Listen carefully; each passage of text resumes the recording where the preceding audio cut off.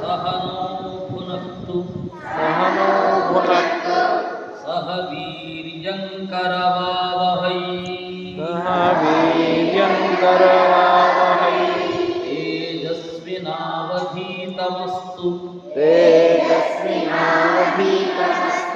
मा विद्विषावहै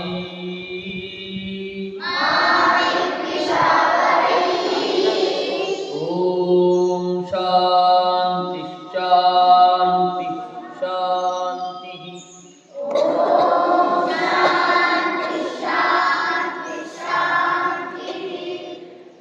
ಇದರ ಅರ್ಥವನ್ನು ಒಮ್ಮೆ ಹೇಳ್ತೇನೆ, ನೀವು ಅದನ್ನು ಹೇಳಬೇಕು, ಆಯ್ತಾ?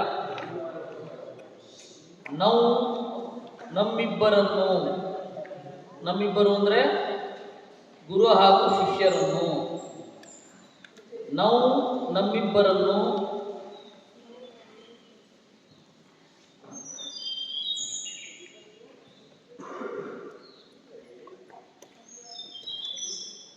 ಇಲ್ಲ ಅಕ್ಕ,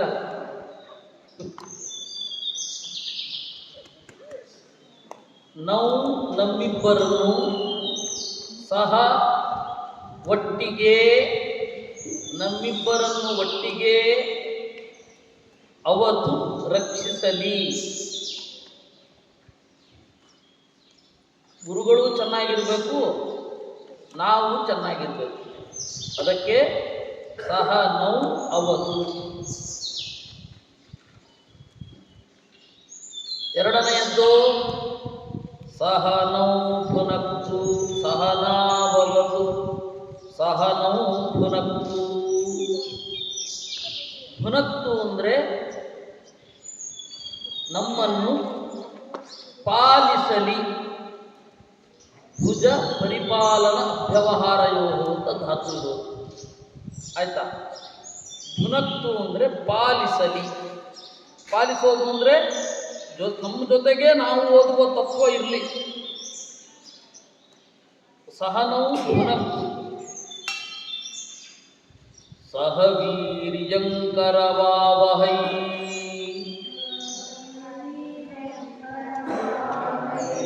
ಸಹ ಜೊತೆಗೇನೆ, ವೀರ್ಯ. ವೀರ ಅಂದರೆ ಯಾರು ಅಂತ ಅಂದ್ಕೊಂಡಿದ್ದೀರಾ ನೀವು?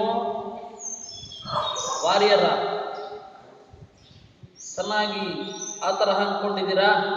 ಒಳ್ಳೆ ಶಕ್ತಿ ಇರಬೇಕು, ತೋಳದಪ್ಪ ಇರಬೇಕು. ವೀರ ಅಂದರೆ ಏನು ಗೊತ್ತಾ? ಆರಬ್ಧಾಂತಗಾಮಿ ವೀರಃ. ವೀರ ಅಂದ್ರೇನು? ಆರಬ್ಧ ಅಂತಗಾಮಿ. ಒಮ್ಮೆ ಹೇಳಿ. ಶುರು ಮಾಡಿದ ಕೆಲಸವನ್ನು ಮುಗಿಸುವವ ಅವನು ವೀರ. ನಾವಿಬ್ಬರು ಈ ಏನು ಅಧ್ಯಯನ ಶುರು ಮಾಡ್ತಾ ಇದ್ದೇವೆ ಅದು ಮುಗಿಬೇಕು. ಇದೇ ಗುರುಗಳ ಹತ್ತಿರವೇ ಮುಗಿಲಿ ಅಥವಾ ಗುರುಗಳ ಹತ್ತಿರ ಮುಗಿಲಿ. ಸಹ ವೀರ್ಯಂಕರವಾವಹೈ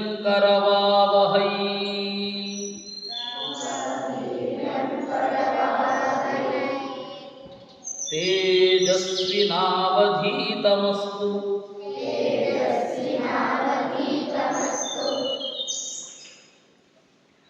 ಅಧೀತಂ ನಾವು ಓದಿದ್ದು, ನಾವು ಅಧ್ಯಯನ ಮಾಡಿದ್ದು.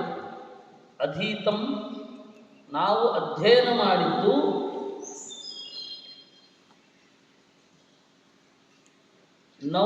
ನಾವು ಅಧೀತಂ ಅಧ್ಯಯನ ಮಾಡಿದ್ದು. ತೇಜಸ್ವಿ ಅಸ್ತು ಗೊಂದಲಕ್ಕೆ ಒಳಗಾಗದಿರಲಿ. ಓದಿರ್ತೀವಿ ಮತ್ತೆ ಗೊಂದಲ ಬಂದು ಆಕ್ರಮಿಸಬಾರದು. ಅಯ್ಯೋ ನಾವು ಓದಿದ್ದು ಸರಿಯೋ ತಪ್ಪು ಅಂತ ಹೇಳಿ ಆಮೇಲೆ ಯಾವಾಗಲೂ ಅನ್ನಿಸ್ಬಾರ್ದಲ್ಲ, ಆ ರೀತಿ ಓದಬೇಕು. ತೇಜಸ್ವಿನಾವಧೀತಮಸ್ತು ಮಾ ವಿದ್ವಿಷಾವಹೈ.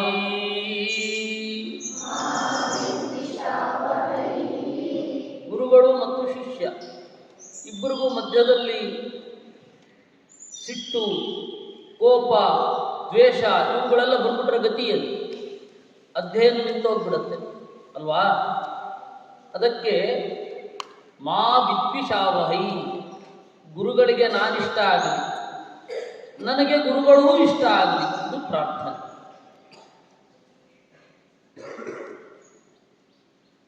ತೇಜಸ್ವಿನಾವಧೀತಮಸ್ತು ಮಾ ವಿದ್ವಿಷಾವಹೈ.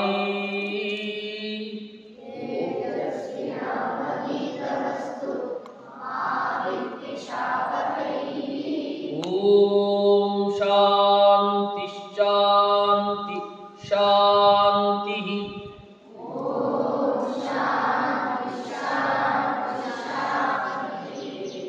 ಶಾಂತಿ ಅಂದರೆ ಮೊದಲನೇ ಅರ್ಥ ಏನು ಗೊತ್ತಾ? ಮನಸ್ಸಮಾಧಾನ. ಓದಬೇಕಾದ್ರೆ, ಅಧ್ಯಯನ ಮಾಡಬೇಕಾದ್ರೆ ಹೆಚ್ಚು ಸಿಟ್ಟು, ದ್ವೇಷ, ಹೊಟ್ಟೆ ಕಿಚ್ಚು ಇವುಗಳೆಲ್ಲ ಬಂದರೆ ಅರ್ಥ ಆಗೋದಿಲ್ಲ. ಅದಕ್ಕೆ ಮೊದಲು ನೆಮ್ಮದಿ ಬೇಕು, ಮಾನಸಿಕ ನೆಮ್ಮದಿ. ಆ ಮಾನಸಿಕ ನೆಮ್ಮದಿ ಇದ್ದರೆ ಓದಿದ ಅರ್ಥ ಆಗುತ್ತೆ. ಅದಕ್ಕೆ ಮೊದಲನೇ ಬಾರಿ ಶಾಂತಿ. ಎರಡನೇ ಶಾಂತಿ ಏನಿದೆ ಅದು ಭಗವದ್ಭಕ್ತಿ. ದೇವರಲ್ಲಿ ಭಕ್ತಿ ಬೇಕು, ದೇವರಲ್ಲಿ ಭಕ್ತಿ ಬೇಕು. ಭಕ್ತಿ ಅಂದರೆ ಏನು ಗೊತ್ತಾ? ದೇವರು ದೊಡ್ಡವನು ಅಂತ ಗೊತ್ತಿರಬೇಕು, ಆ ದೇವರಲ್ಲಿ ಪ್ರೀತಿ ಇರಬೇಕು. ದೇವರ ದೊಡ್ಡಸ್ತಿಕೆಯ ಅರಿವಿನ ಜೊತೆಗೆ ಪ್ರೀತಿ. ಈಗ ಮಗುವಿನ ಮೇಲೆ ತಾಯಿಗೆ ಪ್ರೀತಿ ಇರುತ್ತೆ, ಓ ನನ್ನ ಮಗು ದೊಡ್ಡವನು ಅಂತ ಪ್ರೀತಿ ಇರುತ್ತಾ? ಇಲ್ಲ. ಅದನ್ನು ವಾತ್ಸಲ್ಯ ಅಂತ ಕರೀತಾರೆ. ವಾತ್ಸಲ್ಯಕ್ಕೂ ಭಕ್ತಿಗೂ ಡಿಫ್ರೆನ್ಸ್ ಏನು ಇದೆ? ದೇವರು ದೊಡ್ಡವನು ಮತ್ತು ಪ್ರೀತಿ. ದೇವರ ದೊಡ್ಡಸ್ತಿಕೆಯ ಅರಿವು. ಯಾಕೆ ದೊಡ್ಡವನು, ಹೇಗೆ ದೊಡ್ಡವನು, ಈ ಬ್ರಹ್ಮಾಂಡ ಹೇಗೆ ಸೃಷ್ಟಿಯಾಯಿತು ಇತ್ಯಾದಿಗಳನ್ನು ತಿಳಿದು ಅವನ ಬಗ್ಗೆ ಏನು ಪ್ರೀತಿ ಮೂಡುತ್ತೆ, ಅದು ಶಾಂತಿ. ಈ ಅರ್ಥವನ್ನು ಕೃಷ್ಣ ಹೇಳ್ತಾ ಇರೋದು. ಯಾವ ಕೃಷ್ಣ? ಗೋಪಾಲಕೃಷ್ಣ. ಯಾರಿಗೆ? ಉದ್ಧವನಿಗೆ ಹೇಳಿದೆ. ಶಮೋ ಮನ್ನಿಷ್ಠತಾ ಬುದ್ಧೇಹೇ. ಶಮ ಅಂದರೆ ನನ್ನಲ್ಲಿನ ಭಕ್ತಿ ಅಂತ ಕೃಷ್ಣ ಹೇಳಿದ. ಆ ಶಮವನ್ನೇ ಶಾಂತಿ ಅಂತ ಕರೆದು. ಉತ್ತರ ಸಿಗ್ತಾ? ಶಮ ಶಾಂತಿ ಎರಡು ಬೇರೆ ಬೇರೆ ಪದ ಅಂತ ಒದ್ದಾಡ್ತಾ ಇದ್ದೆ, ಹೌದಾ ಇಲ್ವಾ? ಶಮದ ಇನ್ನೊಂದು ಪದ ಶಾಂತಿ. ಪ್ರತ್ಯಯ ಮಾತ್ರ ವ್ಯತ್ಯಾಸ ಇರಲಿ, ಅದು ವ್ಯಾಕರಣದ್ದು. ಶಾಂತಿ ದೇವರಲ್ಲಿ ಭಕ್ತಿ. ಮನಸ್ಸಮಾಧಾನ ಇತ್ತು ಅಂದರೆ ದೇವರನ್ನ ತಿಳ್ಕೊಂಡು ಭಕ್ತಿ ಮೂಡುತ್ತೆ. ಆ ಭಕ್ತಿ ಏನಿದೆ ಅದೇ ಆನಂದ. ಶಾಂತಿ ಮೂರನೇದು. ಶಾಂತಿ ಶಮ್ ಅಂತಂದರೆ ಆನಂದ. ಶಾಂತಿ ಅಂದರೆ ಉತ್ಕಟವಾದ ಆನಂದ. ಅದರಿಂದಾಗಿ ಆತ್ಮಾನಂದಕ್ಕೆ ಮೊದಲ ಮೆಟ್ಟಿಲು ಯಾವುದು ಅಂದರೆ ಮನಸ್ಸಮಾಧಾನ. ಗಾದೆ ಹೇಳ್ತಾರಲ್ವ, ಮಾರ್ಗೆದ್ದು ಊರ್ಗೆದ್ದು ಅಂತ. ಮೊದಲು ಇಷ್ಟು ಹತ್ತಿರ ಇರೋದನ್ನು ಗೆಲ್ಲಬೇಕು, ಆಮೇಲೆ ಇಡೀ ಊರನ್ನು ಗೆಲ್ಲಬೇಕು ಅಲ್ವಾ? ಹಾಗೆ ಮೊದಲು ಇಲ್ಲಿ ಮನಸ್ಸಮಾಧಾನ ಇಟ್ಕೊಳ್ಬೇಕು. ಇಲ್ಲಿ ಶಾಂತವಾಗಿ ಒಂದು ವಿಚಾರವನ್ನು ಯೋಚನೆ ಮಾಡಬೇಕು, ಆಮೇಲೆ ಉಳಿದದ್ದೆಲ್ಲ. ಅದರಿಂದ ಅದನ್ನು ದೇವರು ಕೊಡಬೇಕು. ವೇದ, ನಾವು ಓದುವ ವೇದ ನಮ್ಗೆ ಕೊಡಬೇಕು. ವೇದ ಶಾಂತಿಯನ್ನು ಕೊಡದೆ ಹೋದರೆ ನಾವು ಓದಿಲ್ಲ ಅಂತ ಆಯ್ತಾ? ಹೀಗಾಯಿತು. ಇದು ಒಂದು. ಇದರ ಅರ್ಥ ಹೇಳಿ ಅಂತ ಹೇಳಿ ಕೇಳಿದ್ರಿಂದ ಇದರ ಅರ್ಥವನ್ನು ಹೇಳಿ ಆಯಿತು. ಇನ್ನು ವೇದವ್ಯಾಸ ಗುಣಾಮಾಸ ಒಂದು 5 ಬಾರಿ ಹೇಳಿಸ್ತೇನೆ. ಹೇಳಿ ವೇದವ್ಯಾಸರನ್ನು ಚಿಂತನೆ ಮಾಡೋದ್ರಿಂದ ನಮಗೆ ಮರೆವು ಇರೋದಿಲ್ಲ, ನೆನಪು ಚೆನ್ನಾಗಿರುತ್ತೆ, ಏಕಾಗ್ರತೆ ಇರುತ್ತೆ, ಎಲ್ಲ ಬುದ್ಧಿಯ ಗುಣ ಎಲ್ಲ ಸಿದ್ಧಿಸುತ್ತೆ. ಅದಕ್ಕೆ ನೀವು ಪರೀಕ್ಷೆಗೆ ಹೋಗಬೇಕಾದ್ರೆ ಅಥವಾ ಯಾವುದೇ ಇಂಟರ್ವ್ಯೂ ಅಟೆಂಡ್ ಮಾಡಬೇಕಾದ್ರೆ ಮುಂದೆ ಎಲ್ಲ ಈ ಮಂತ್ರ ಪ್ರಯೋಜನ. ಆಯ್ತಾ? ಇದನ್ನು ಇಟ್ಕೊಳ್ಬೇಕು ನೀವು. ವೇದವ್ಯಾಸ ಗುಣಾವಾಸ ವಿದ್ಯಾಧೀಶ ಸತಾಂ ವಶ ಮಾಂ ನಿರಾಶಂ ಗತಕ್ಲೇಶಂ ಕುರ್ವನಾಶಂ ಹರೇನಿಶಂ. ವೇದವ್ಯಾಸ ಗುಣಾವಾಸ ವಿದ್ಯಾಧೀಶ ಸತಾಂ ವಶ ಮಾಂ ನಿರಾಶಂ ಗತಕ್ಲೇಶಂ ಕುರ್ವನಾಶಂ ಹರೇನಿಶಂ. ವೇದವ್ಯಾಸ ಗುಣಾವಾಸ ವಿದ್ಯಾಧೀಶ ಸತಾಂ ವಶ ಮಾಂ ನಿರಾಶಂ ಗತಕ್ಲೇಶಂ ಕುರ್ವನಾಶಂ ಹರೇನಿಶಂ.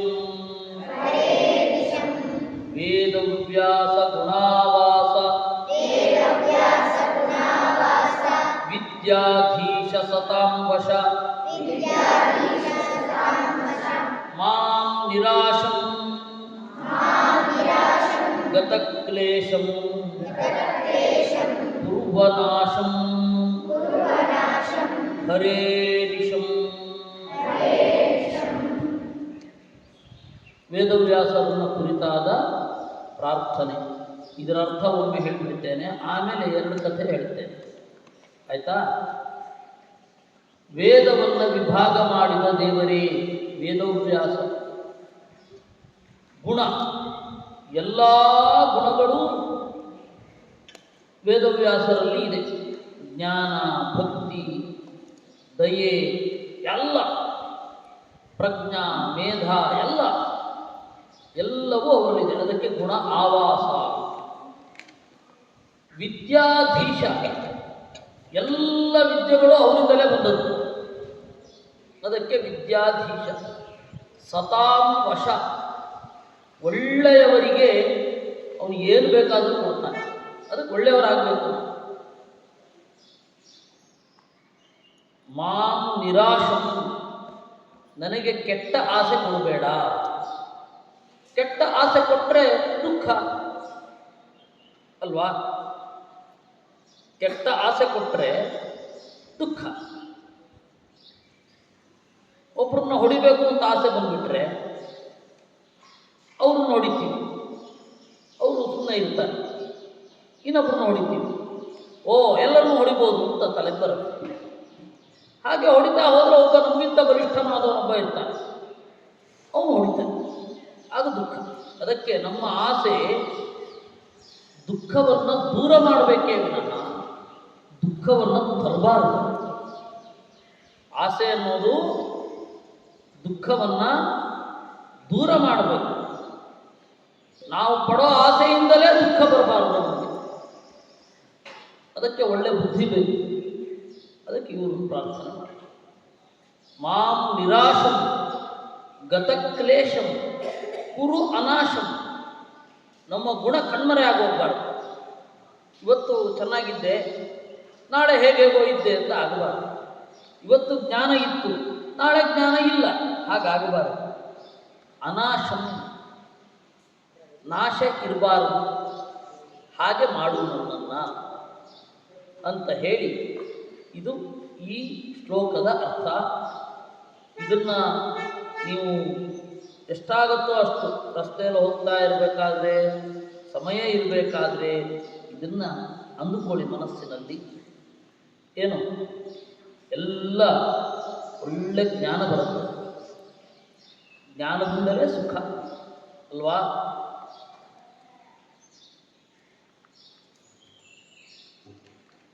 ವೇದಕ್ಕೆ ಸಂಬಂಧಪಟ್ಟ ಒಂದು ಕಥೆ. ನಾನೀಗ ಹೇಳ್ತಾ ಇರೋ ಕಥೆ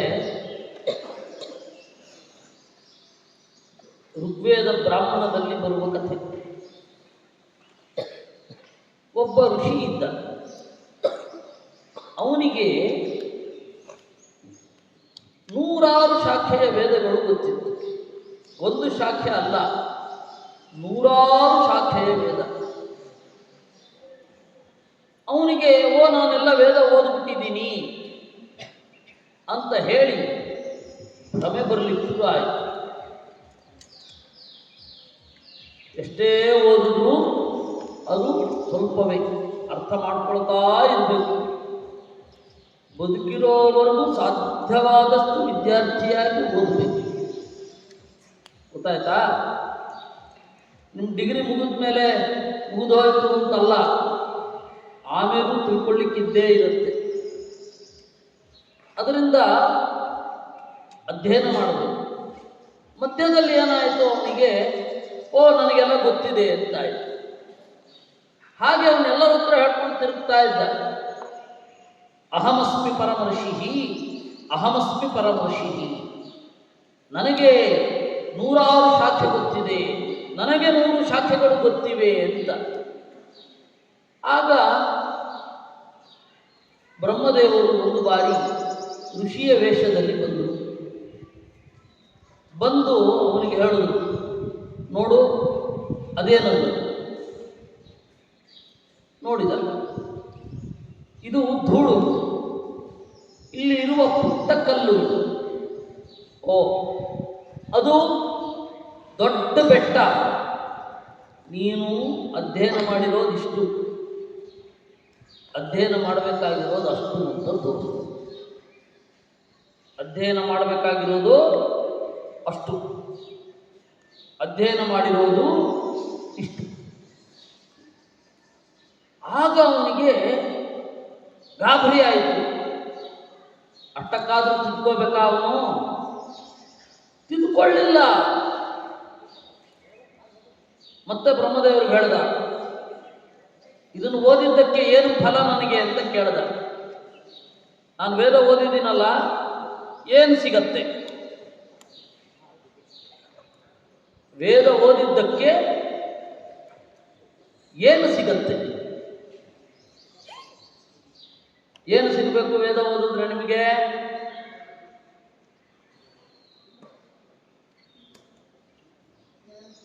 ಏನು ಸಿಗಬೇಕು? ಅವನು ಕೇಳದ,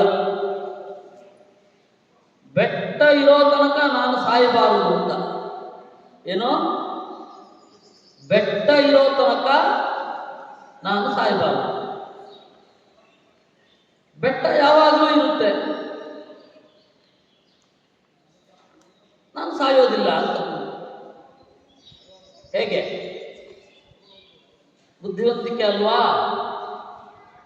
ಅದಕ್ಕೆ ಅವ್ರು ಹೇಳಿದ್ರು, ಬೆಟ್ಟ ಇರೋ ತನಕ ಸಾಯಲ್ಲ ನಿಜ, ಆದರೆ ಪ್ರಪಂಚದಲ್ಲಿರುವ ಎಲ್ಲ ಬೆಟ್ಟ ಅಲ್ಲ, ಈ 2-3 ಬೆಟ್ಟಗಳು ಮಾತ್ರ ಇರೋ ತನಕ ಸಾಯಲ್ಲ. ಸರಿ, ಕೆಲವು ಕಾಲ ಕಳೀತು. ಎಲ್ಲರನ್ನ ಗೇಲಿ ಮಾಡಿಕೊಂಡು, ಎಲ್ಲರ ದುಡ್ಡನ್ನು ಕಸಿದುಕೊಂಡು ಬದುಕ್ತಾ ಇದ್ದ. ಹಾಗೆ ಬದುಕ್ತಾ ಇರಬೇಕಾದ್ರೆ ಅವನ ಉಪಟಳ ತಾಳಲಾರದೆ ಋಷಿಗಳು ಹೋಗಿ ಕೇಳುವುದು, ನೋಡು, ಅವನನ್ನು ಹೇಗಾದರೂ ಮಾಡಿ ಕೊಲ್ಲಬೇಕು. ಇಲ್ಲ ಅಂತಂದರೆ ಅವನು ಎಲ್ಲರನ್ನ ಗೇಲಿ ಮಾಡಿಕೊಂಡೇ ಇರ್ತಾನೆ, ಒಂದು ಕೆಟ್ಟ ಉದಾಹರಣೆಯಾಗಿ ನಿಲ್ತಾನೆ. ಅದಕ್ಕೆ ಅವನನ್ನು ಹೇಗಾದರೂ ಮಾಡಿ ಕೊಲ್ಲಬೇಕು ಅಂತ ಹೇಳು. ಆಗ ಆಯಿತು ಅಂತ ಬ್ರಹ್ಮದೇವರು ಹೇಳಿದ್ರು. ಸದಾಶಿವನ ಕಡೆ ನೋಡುವುದು. ಶಿವ ಇದ್ದಾನಲ್ಲ, ಅವನು ಮನೋಭಿಮಾನಿ, ಮನಸ್ಸನ್ನು ನಿಯಂತ್ರಣ ಮಾಡುವ ಶಕ್ತಿ ಅದು ಶಿವ. ಆ ಶಿವ ಏನು ಮಾಡಿದ, ಬೆಟ್ಟಗಳನ್ನೆಲ್ಲ ದೊಡ್ಡ ಕಾಟಿ ಅಂತ ಕರೀತಾರೆ, ಕಾಡು ಕೋಣ. ಆ ಕಾಡು ಕೋಣ ಕಾಡೆಮ್ಮೆ ಆಗಿ ಮಾಡ್ತಾರೆ. ಬೆಟ್ಟ ಇರೋ ತನಕ ಬದುಕೋದು, ಇವರು. ಯಾವಾಗ ಅದೆಲ್ಲ ಬದಲಾಯಿತು ಅವನಿಗೆ ನೋಡಿ ನಾನಿನ್ನು ಸಾಯ್ತೇನೆ ಅಂತ ಅನ್ನಿಸ್ತು. ಆ ಮನಸ್ಸಿನಲ್ಲಿ ಅಂದುಕೊಂಡೇ ಅವನು ಸತ್ತು ಹೋದ. ಅದಕ್ಕೆ ವೇದ ಹೇಳುತ್ತೆ ಅನಂತಾವೈ ವೇದಾಹ ಅಂತ. ಏನು? ಅನಂತಾವೈ ವೇದಾಹ, ಅನಂತಾಹ ವೇದಾಹ. ವೇದ ಅನ್ನುವುದು ಅನಂತ, ವೇದ ಅನ್ನುವುದು ಅನಂತ. ಅನಂತ ಅಂದ್ರೇನು? ಕೊನೆಯೇ ಇಲ್ಲ. ಅಂತ ಅಂದರೆ ಕೊನೆ, ಎಂಡ್ಲೆಸ್ ಅಂತ ಅರ್ಥ. ವೇದ ಅನಂತ ವೇದಗಳಿವೆ. ನಾವು ನಮ್ಮ ಜೀವನದಲ್ಲಿ ಎಷ್ಟಾಗತ್ತೋ ಅಷ್ಟನ್ನು ಓದಬೇಕು. ಗೊತ್ತಾಯ್ತಾ?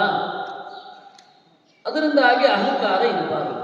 ಇದು ತೈತ್ತಿರಿಯ ಬ್ರಾಹ್ಮಣದಲ್ಲಿ ಬಂದ ಕಥೆ. ಇಷ್ಟರೊಟ್ಟಿಗೆ ಇನ್ನೊಂದು ಕಥೆಯನ್ನು ನಾನು ಹೇಳಬೇಕು ನಿಮಗೆ.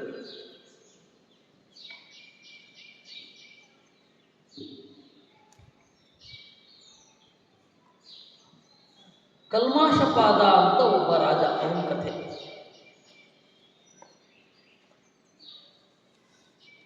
ದಮಯಂತಿ ಅಂತ ನೀವು ಒಂದು ಹೆಸರು ಕೇಳಿದ್ದೀರಾ? ದಮಯಂತಿ, ನಳ ಮತ್ತು ದಮಯಂತಿ.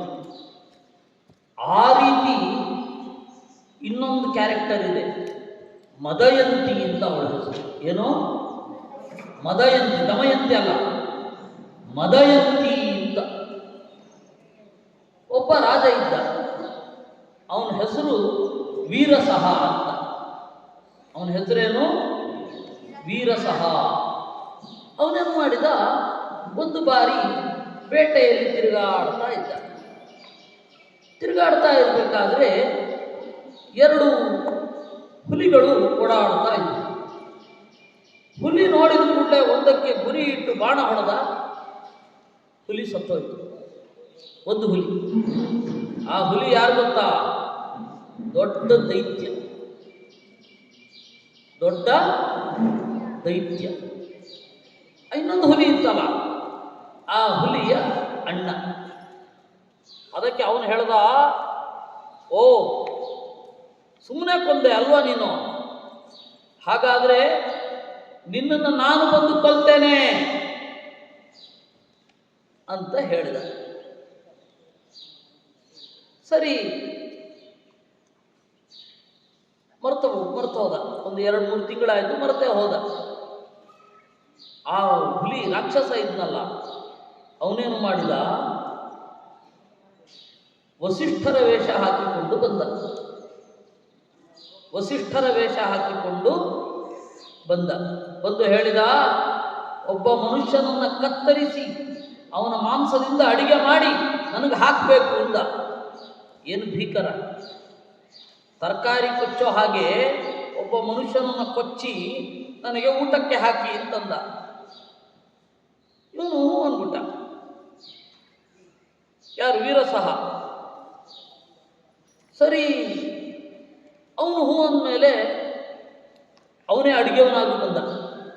ಅದೇ ರಾಕ್ಷಸ ಅಡುಗೆವನಾಗಿ ಬಂದ. ಅಡುಗೆವನಾಗಿ ಬಂದು ಹೋಗಿ ಅವಾಗೆಲ್ಲ ನೇಣು ಹಾಕ್ತಾ ಇದ್ರು ತಪ್ಪು ಮಾಡಿದವರು. ಆ ನೇಣು ಹಾಕಿದ್ದ ಯಾರೋ ಒಂದು ಸತ್ತಿರುವ ಶವವನ್ನು ತಂದು, ಸತ್ತಿರುವ ಒಬ್ಬ, ಅವನು ಸತ್ತೋಗಿದ್ದಾನೆ, ಅದು ಕೇವಲ ಶವ ಇತ್ತು. ಆ ಶವವನ್ನು ತಂದು ಅದನ್ನು ಕತ್ತರಿಸಿ ಅಡುಗೆ ಮಾಡಿಬಿಟ್ಟ. ನಿಜವಾದ ವಸಿಷ್ಠರು ಬಂದರು. ಇದು ಕಥೆಯಲ್ಲಿ ಟ್ವಿಸ್ಟ್. ಇವನೇನು ಮಾಡಿದ, ತಗೊಂಡೋಗಿ ವಸಿಷ್ಠರಿಗೆ ಕೊಟ್ಟ. ತಗೊಳ್ಳಿ, ಊಟ ಮಾಡಿ. ವಸಿಷ್ಠರು ನೋಡುದು, ಇದು ಅನ್ನ ಇದ್ದ ಹಾಗಿಲ್ಲ. ನೋಡುದು, ಮಾನುಷ ಮಾಂಸ ಅಂತ ಗೊತ್ತಾಯಿತು. ಓ, ಮನುಷ್ಯನನ್ನು ಕತ್ತರಿಸಿ ತಂದ ಮಾಂಸ ಇದು. ಸಿಟ್ಟು ಬಂತು. ಏನೋ ಅವಿವೇಕಿ, ನಾನು ಮನುಷ್ಯನನ್ನು ತಿಂತೀನೇನೋ, 12 ವರ್ಷ ರಾಕ್ಷಸನಾಗುವಂತ ಶಾಪ ಕೊಟ್ಟು, 12 ವರ್ಷ ರಾಕ್ಷಸನಾಗುವಂತ ಶಾಪ ಕೊಟ್ಟು. ಆಗ ಇವನಿಗೂ ಸಿಟ್ಟು ಬಂತು. ಇವನು ದೊಡ್ಡ ತಪಸ್ವಿ, ವೀರಸಹ. ಅಲ್ಲ, ಈಗ ತಾನೇ ಬಂದು ಹೇಳಿ ಮನುಷ್ಯನನ್ನು ಕತ್ತರಿಸಿ ಊಟಕ್ಕೆ ಹಾಕು ಅಂತ ಹೇಳಿ ಈಗ ಇಲ್ಲ ಅಂತ ಇದ್ದೀರಾ ಅಂತ ಹೇಳಿ ಶಾಪ ಕೊಡ್ಲಿಕ್ಕೆ ಅಂತ ಹೋದ. ಆಗ ಮದಯಂತಿ ಬಂದು ತಡೆದು.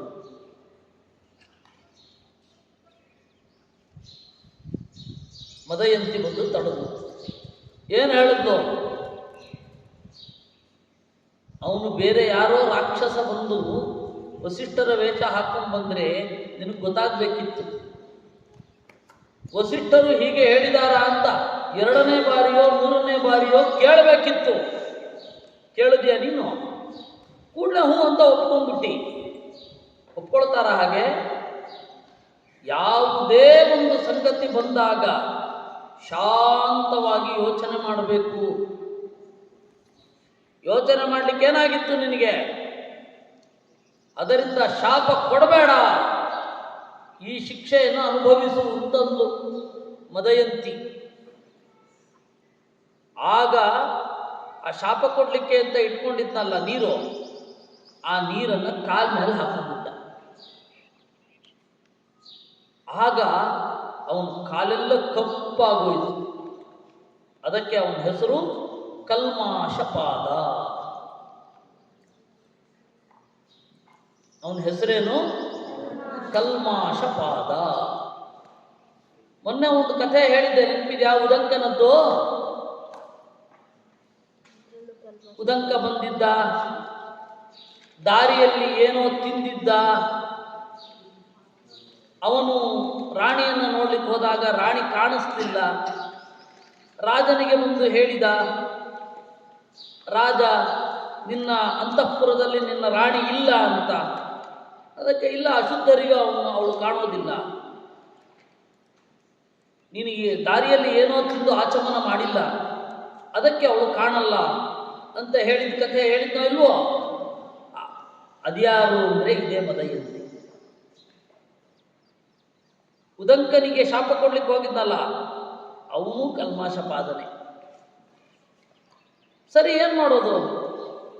ಅವಳೇನು ಮಾಡೋದು? ಮದಯಂತಿ ವಸಿಷ್ಠರ ಹತ್ರ ಹೇಳೋದು, ನೋಡಿ ಗುರುಗಳೇ, ತಪ್ಪಾಗಿ ಹೋಗಿದೆ. 12 ವರ್ಷ ರಾಜ್ಯಭಾರ ಮಾಡದೆ ಹೋದರೆ ಕಷ್ಟ, ನರಭಕ್ಷಕನಾದರೆ ಸಮಸ್ಯೆ. ಅದರಿಂದಾಗಿ ನೀವು ಹೀಗೆ ಮಾಡಬೇಡಿ ಅಂತ ಹೇಳಿದ್ರು. ಅದಕ್ಕೆ ಅವರೇನು ಮಾಡಿದ್ರು? ವಸಿಷ್ಠರು, ಆಯಿತು, ಬೆಳಗ್ಗೆ ರಾಜನಾಗಿ ಇರ್ತಾನೆ, ರಾತ್ರಿ ರಾಕ್ಷಸನಾಗಿ ತಿರುಗ್ತಾನೆ ಕಾಡೆಲ್ಲ, ಬೆಳಗ್ಗೆ ಬಂದು ಮತ್ತೆ ರಾಜ ಆಗೋಗ್ತಾನೆ. ಹೇಗೆ? ಪರ್ಯಾಯ. ಬೆಳಗ್ಗೆ ರಾಜ, ಸಂಜೆ ರಾಕ್ಷಸ. ಅದು ನರಭಕ್ಷಕನಾದ ರಾಕ್ಷಸ, ತಿರುಗ್ತಾ ಇರ್ತಾನೆ ಕಾಡಲ್ಲಿ. 6 ಗಂಟೆ ಆದ ಕೂಡಲೇ ಸಿಂಹಾಸನದಿಂದ ಎದ್ದು ಕಾಡಿಗೆ ಹೋಗ್ತಾನೆ. ಆ ಕಾಡಿನಲ್ಲಿ ರಾಕ್ಷಸ ಆಗ್ತಾನೆ, ಅಲ್ಲಿ ತಿರುಗಾಡ್ತಾ ಇರ್ತಾನೆ. ಬೆಳಗ್ಗೆ ಸೂರ್ಯೋದಯಕ್ಕೆ ಸರಿಯಾಗಿ ಅಲ್ಲಿ ನಿಂತಿರ್ತಾನೆ. ಯಥಾ ಪ್ರಕಾರ ಕಲ್ಮಾಶಪಾದ. ಅವನು ಬರ್ತಾನೆ, ಜಪ ಮಾಡಿ ಪೂಜೆ ಮಾಡಿ ಎಲ್ಲ ನಾರ್ಮಲ್ ಆಗಿ ಪ್ರಜೆಗಳ ಸಮಸ್ಯೆಗಳನ್ನೆಲ್ಲ ಪರಿಹರಿಸ್ತಾನೆ. ಈ ರೀತಿ 12 ವರ್ಷಗಳ ರಾತ್ರಿ ತಿರುಗಿದನು. ಹಾಗೆ ಒಂದು ಬಾರಿ ತಿರುಗುವಾಗ ಒಬ್ಬರು ಗಂಡ ಹೆಂಡತಿ ಇಬ್ಬರು ಇದ್ರು. ಅಲ್ಲಿ ಗಂಡನನ್ನು ಕೊಂದು ತಿಂದುಬಿಟ್ಟ. ಅದಕ್ಕೆ ಅವಳು ಶಾಪ ಕೊಟ್ಟಳು, ನಿನಗೆ ಮಕ್ಕಳಾಗದೇ ಹೋಗಲಿ ಅಂತ. ಅವಾಗ ಅವನು ಮರ್ತೋಗಿದೆ. ಅಲ್ಲಿಂದ ಬಂದ ವಾಪಸ್ ಬಂದು ರಾಜನಾದ, ನಡ್ಕೊಂಡು ಹೋಯ್ತು. ಆ ಕಾಲ ಕಳೆದ ಮೇಲೆ ಮದಯಂತಿ ಹತ್ರ ಬಂದ, ನಮಗೆ ಮಕ್ಕಳಾಗಬೇಕು ಅಂದ.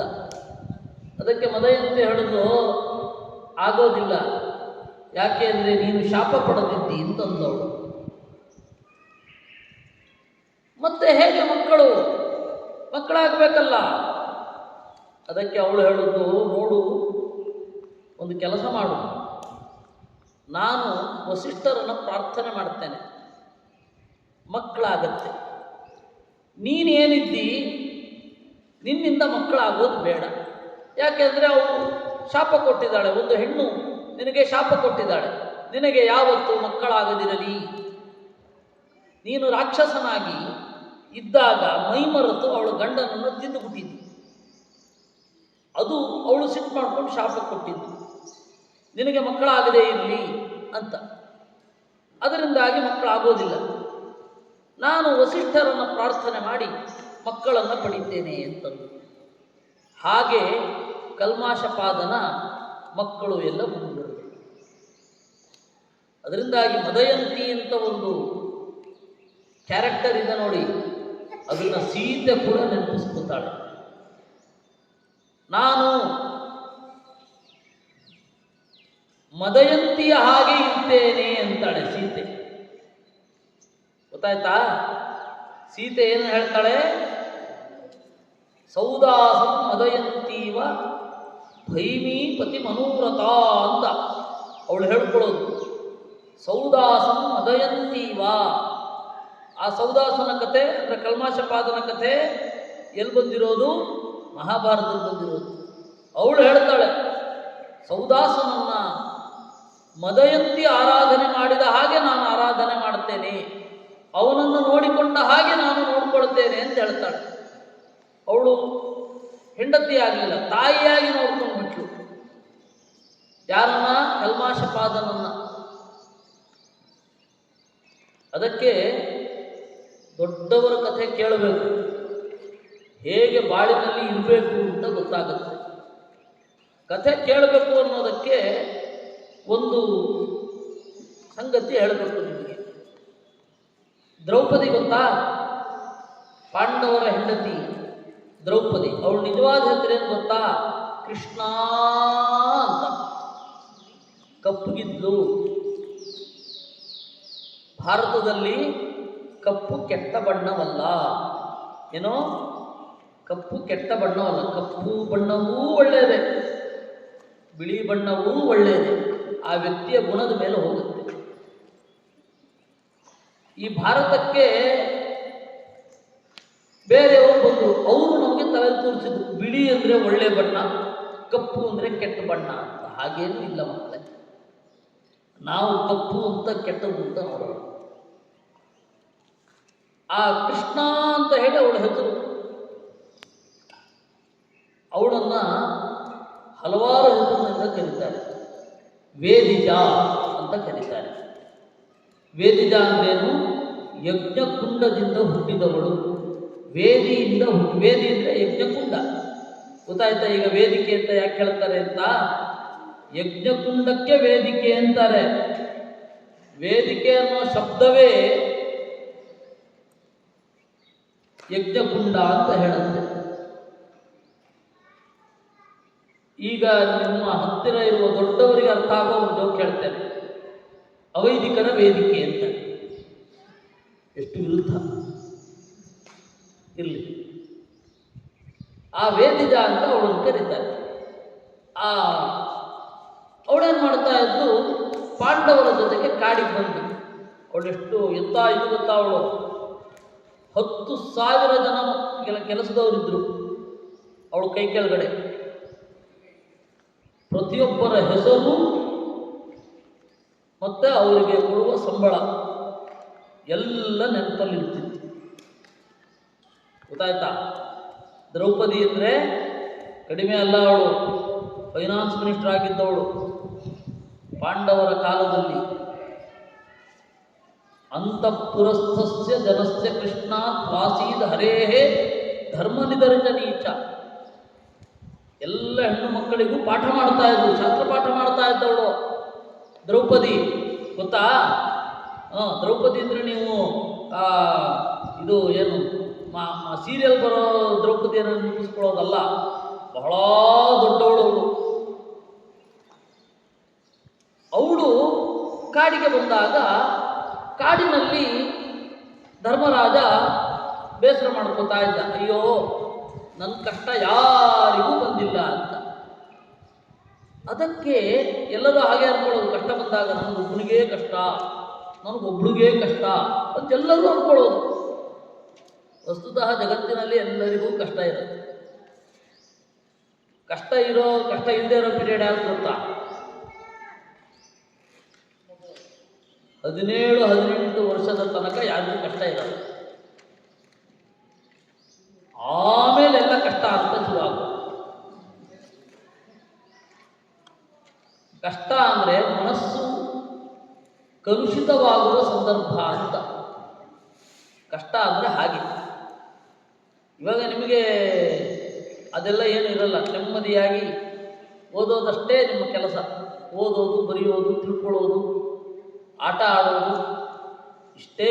ಈಗ ಇದು ಮುಂದೆ ದೊಡ್ಡವರಾದ ಮೇಲೆ ಬರುವ ಕಷ್ಟಗಳನ್ನು ಸಹಿಸಲಿಕ್ಕೆ ಈಗ ಇರೋದು. ನಿಮಗೆಲ್ಲ ಕಷ್ಟ ಏನಿರಲ್ಲ, ನೀವು ಅಂದ್ಕೊಳ್ತೀರ ಅಷ್ಟೇ. ನಮಗೆ ಕಷ್ಟ, ಹಾಗೆ ಕಷ್ಟ, ಹೀಗೆ ಕಷ್ಟ.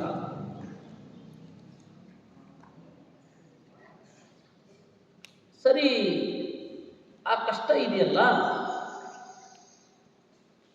ಆ ಕಷ್ಟ ಬಂದಾಗ ಎಲ್ಲರೂ ಅಂದ್ಕೊಳ್ಳೋದು ನನಗೇ ಕಷ್ಟ ಅಂತ. ಧರ್ಮರಾಜನಿಗೂ ಹಾಗೆ ಅನ್ನಿಸ್ತು, ನನಗೇ ಕಷ್ಟ ಆಗ್ತಾ ಇದೆ ಅಂತ. ಆ ನನಗೆ ಕಷ್ಟ ಆಗ್ತಾ ಇದೆ ಅಂತ ಬಂತಲ್ಲ, ಅವಾಗ ಹೇಳುದು, ನೋಡು ನಳ ಅಂತ ಒಬ್ಬ ರಾಜ ಇದ್ದ, ದಮಯಂತಿ ಅಂತ ನಳನ ಹೆಂಡತಿ ಇದ್ದು, ಅವಳಿಗೂ ಇದೇ ರೀತಿ ಕಷ್ಟ ಬಂತು. ಎಲ್ಲವನ್ನ ಬಿಟ್ಟು ಕಾಡು ಪಾಲಾಗಬೇಕಾಯಿತು. ಧರ್ಮರಾಜನ ಜೊತೆಗೆ ವನವಾಸದಲ್ಲಿ 1,00,000 ಜನ ಇದ್ದರು. ಧರ್ಮರಾಜನಿಗೆ 1,00,000 ಜನ. ನಿನಗೆ ಅದ್ಯಾವುದೂ ಇಲ್ಲ, ನಿನಗೆ ನಳನಿಗೆ ಅದ್ಯಾವುದೂ ಇಲ್ಲ, ಇಬ್ಬರೇ ಇದ್ದರು. ಅದರಲ್ಲಿ ನಳ ರಾತ್ರಿ ಎಲ್ಲೋ ಓಡಿ ಹೊರಟೋದ. ದಮಯಂತಿ ಮಲಗಿದ್ದಾಳೆ. ಸರಿ, ಅವಳು ಮುಂದಿನ ನಗರಕ್ಕೆ ಹೋದಳು. ಅಲ್ಲಿ ಒಬ್ಬಳು ರಾಣಿ ಇತ್ತು. ಅವಳು ಇವಳನ್ನು ಕೆಲಸಕ್ಕೆ ಸೇರಿಸ್ಕೊಂಡು, ಏನು ಕೆಲಸ ಮಾಡ್ತಿ? ಎಲ್ಲ ಮಾಡ್ತೇನೆ, ಕೆಲವೊಂದನ್ನು ಬಿಟ್ಟು. ನಿಮ್ಮ ಎಂಜಲು ತಿನ್ನೋದಿಲ್ಲ, ನಿಮ್ಮ ಕಾಲು ತೊಳೆಯೋಲ್ಲ, ಈ 2 ಬಿಟ್ಟು ಉಳಿದ ಎಲ್ಲ ಕೆಲಸ ಮಾಡ್ತೇನೆ ಎಂದು. ಸರಿ, ಅದನ್ನು ಕೇಳಿಸ್ಕೊಳ್ತಾ ಇದ್ದು ದ್ರೌಪದಿ. ಆಯ್ತಾ, ಅವಳು 1 ವರ್ಷ ಅಜ್ಞಾತವಾಸ ಮಾಡಬೇಕಾಯ್ತು. ಆ ಕಥೆಯನ್ನು ಕೇಳಿದಿರ ನೀವು, ಕೀಚಕನ ಮನೆಯಲ್ಲಿ. ಅಂದರೆ ಕೀಚಕ ಕಡೇ 2 ತಿಂಗಳು ಮಾತ್ರ ಬಂದಿದ್ದು 1 ವರ್ಷದಲ್ಲಿ. 10 ತಿಂಗಳು ಅಲ್ಲಿ ಕೆಲಸ ಮಾಡ್ತಾ ಇದ್ದಳು. ಸುದೇಶ್ನ ಅಂತ ಕೀಚಕನ ಅಕ್ಕ. ಅಲ್ಲಿ ಕೆಲಸ ಮಾಡುವಾಗ ಅವಳು ಇದೇ ಹೇಳಿದ್ರು, ನೋಡು ನಾನು ನಿನ್ನ ಕಾಲು ತೊಳೆಯೋಲ್ಲ, ನಿನ್ನ ಎಂಜಲು ತಿನ್ನೋಲ್ಲ, ಈ 2 ಕೆಲಸ ಬಿಟ್ಟು ಎಲ್ಲ ಕೆಲಸ ಮಾಡ್ತೇನೆ ಅಂತ. ಹೇಗೆ ಬಂದದ್ದು? ಕಥೆಯನ್ನು ಕೇಳಿದ್ರಿಂದ. ನಮ್ಮ ಜೀವನದಲ್ಲಿಯೂ ಏನು ಕಷ್ಟಗಳು ಬರುತ್ತೆ, ಆ ಎಲ್ಲ ಕಷ್ಟಗಳನ್ನು ಕಥೆ ಪರಿಹಾರ ಮಾಡುತ್ತೆ. ಯಾಕೆಂದ್ರೆ ಆ ರೀತಿ ನಡ್ಕೊಳ್ಬೇಕು ಅಂತ. ಗೊತ್ತಾಯ್ತಾ? ಅದು ಒಳ್ಳೊಳ್ಳೆ ಕಥೆಯನ್ನು, ರಾಮಾಯಣ ಮಹಾಭಾರತದ ಕಥೆ ಕೇಳ್ತಾ ಇದ್ದರೆ ಜೀವನದಲ್ಲಿ ಹೇಗೆ ನಡೆದುಕೊಳ್ಳಬೇಕು ಅಂತ ಅಲ್ಲಿ ಸೂಚನೆ ಸಿಗುತ್ತೆ. ಯಾವ ರೀತಿ ನಡ್ಕೊಳ್ಬೇಕು ಜೀವನದಲ್ಲಿ ಅಂತ. ಅದರಿಂದ ಯಾರಾದರೂ ದೊಡ್ಡವರು ಕಥೆ ಹೇಳ್ತಾ ಇದ್ದರೆ ಕೇಳಿಸ್ಕೋಬೇಕು. ಯಾಕೆ ಅಂದರೆ ಆ ಕಥೆಯನ್ನು ಕೇಳಿ ನಮ್ಮ ಎಲ್ಲೋ ಮುಂದೆ ಯಾವತ್ತೋ ಉಪಯೋಗ ಆಗತ್ತದು. ಗೊತ್ತಾಯ್ತಾ? ಅದಕ್ಕೆ ಕಥೆಯನ್ನು ಇವಾಗ ಅರ್ಥ ಆಗದೇ ಇರ್ಬೋದು, ಕೆಲವೊಂದು ಕಥೆ ಎಲ್ಲ ಅರ್ಥ ಆಗದೇ ಇರ್ಬೋದು, ಅಯ್ಯೋ ಬೋರ್ ಅಂತ ಅನ್ನಿಸ್ಬೋದು. ಆದರೆ ಕಿವಿ ಮೇಲೆ ಬೀಳಿ, ಅದಿನ್ಯಾವಾಗಲೋ ಒಮ್ಮೆ ಅದು ಗೊತ್ತಾಗತ್ತೆ ಇನ್ಯಾವಾಗಲೂ ಒಮ್ಮೆ ಓಪನ್ ಆಗುತ್ತೆ. ಹಾಗೆ ಕಥೆಯನ್ನು ಕೇಳಿ ಮಹಾಭಾರತವನ್ನು ಓದಿ. ಎರಡೂ ಪುಸ್ತಕ ಇದೆ. ಒಂದು ರಾಜಗೋಪಾಲಾಚಾರಿ, ಚಕ್ರವರ್ತಿ ರಾಜಗೋಪಾಲಾಚಾರಿ ಅಂತ ಅವರು ಬರೆದದ್ದು. ಇನ್ನೊಂದು AR ಕೃಷ್ಣಶಾಸ್ತ್ರಿಗಳು ಬರೆದದ್ದು. ಮೊದಲು ನೀವು AR ಕೃಷ್ಣಶಾಸ್ತ್ರಿಗಳು ಕನ್ನಡದಲ್ಲಿ ಬರೆದದ್ದನ್ನು ಓದಿ. ಏನೋ ಕನ್ನಡದಲ್ಲಿ ಬರೆದದ್ದನ್ನು ಓದಿ. ನಿಮ್ಮಮ್ಮನ ಹತ್ರ ಎಲ್ಲ ಮಾತನಾಡೋದು ಯಾವ ಭಾಷೆ? ಕನ್ನಡ ತಾನೇ. ತುಳು ಆದರೂ ಕನ್ನಡ ಆದರೂ ಮಾತನಾಡ್ತೀರ, ಕನ್ನಡ ಭಾಷೆ. ಅದರಲ್ಲಿ ಓದಿ. ಓದಿದಾಗ ನಿಮಗೆ ಮೊದಲು ಬೇಸಿಕ್ ಏನು ಅಂತ ಗೊತ್ತಾಗುತ್ತೆ. ಆಮೇಲೆ ಅದ್ರ ಮೇಲೆ ಪ್ರಶ್ನೆ, ಅದ್ರ ಮೇಲೆ ಅಧ್ಯಯನ ಎಲ್ಲ ಇದ್ದೇ ಇರುತ್ತೆ. ಆಯ್ತೇ? ಇದರೊಟ್ಟಿಗೆ ಇನ್ನೊಂದು 5 ಬಾರಿ ಅದನ್ನು ಹೇಳಿಸ್ತೇನೆ, ಹೇಳಿ. ವೇದವ್ಯಾಸ ಗುಣಾವಾಸ ವಿದ್ಯಾಧೀಶ ಸತಾಂ ವಶ ಮಾಂ ನಿರಾಶಂ ಗತಕ್ಲೇಶಂ ಕುರ್ವನಾಶಂ ಹರೇ ನಿಶಂ. ವೇದವ್ಯಾಸ ಗುಣಾವಾಸ ವಿದ್ಯಾಧೀಶ ಸತಾಂ ವಶ ಮಾಂ ನಿರಾಶಂ ಗತಕ್ಲೇಶಂ ಕುರ್ವನಾಶಂ ಹರೇ ನಿಶಂ. ವೇದವ್ಯಾಸ ಗುಣಾವಾಸ ವಿದ್ಯಾಧೀಶ ಸತಾಂ ವಶ ಮಾಂ ನಿರಾಶಂ ಗತಕ್ಲೇಶಂ ಕುರ್ವನಾಶಂ ಹರೇ ನಿಶಂ. ವೇದವ್ಯಾಸ ಗುಣಾವಾಸ ವಿದ್ಯಾಧೀಶ ಸತಾಂ ವಶ ಮಾಂ ನಿರಾಶಂ ಗತಕ್ಲೇಶಂ ಕುರ್ವನಾಶಂ ಹರೇ ನಿಶಂ. ವೇದವ್ಯಾಸ ಗುಣಾವಾಸ ವಿದ್ಯಾಧೀಶ ಸತಾಂ ವಶ ಮಾಂ ನಿರಾಶಂ ಗತಕ್ಲೇಶಂ ಕುರ್ವನಾಶಂ ಹರೇ ನಿಶಂ. ಕೃಷ್ಣಾರ್ಪಣಮಸ್ತು. ನಿಮಗೆಲ್ಲರಿಗೂ ಒಳ್ಳೆಯದಾಗಲಿ. ಆಯಿತಾ? ದೇವರು ಅರ್ಥ ಆಗಿ ಆನಂದ ಕೊಡಿ.